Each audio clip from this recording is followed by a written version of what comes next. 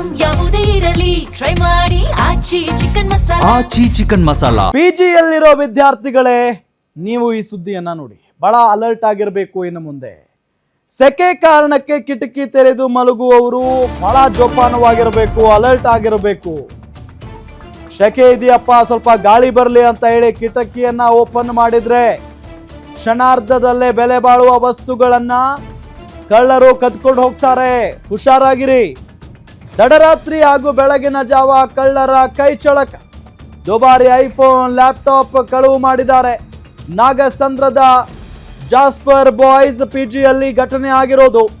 ಕೇರಳದ ಅಮೀನ್ ಶಾನೀಜ್ ಮತ್ತು Vivek iPhone, laptop ಕದ್ದಿದ್ದಾರೆ.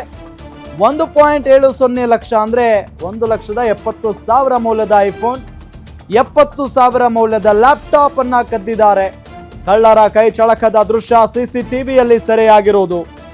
Peenya police ಠಾಣೆಯಲ್ಲಿ ಪ್ರಕರಣ ದಾಖಲಾಗಿದೆ. ಈಗ ನೋಡಿ, ಅಲ್ಲಿ ಕಳ್ಳರ ಕೈ ಚಳಕದ ದೃಶ್ಯಾವಳಿಗಳನ್ನ ನಿಮಗೆ ತೋರಿಸ್ತಾ ಇದ್ದೀವಿ ನಾವು. ಹೆಂಗೆ ಬರ್ತಾನೆ ನೋಡಿ ಕಳ್ಳ.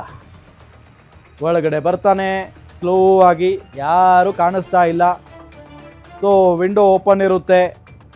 ವಿಂಡೋ ಪಕ್ಕದಲ್ಲಿ ಮೊಬೈಲ್ಗಳನ್ನು ಚಾರ್ಜಿಂಗ್ ಹಾಕೋದು, ಲ್ಯಾಪ್ಟಾಪ್ಗಳನ್ನು ಇಟ್ಟಿರೋದು ಅದೆಲ್ಲ ಮಾಡಿರ್ತಾರೆ ಪಿ ಜಿಗಳಲ್ಲಿ.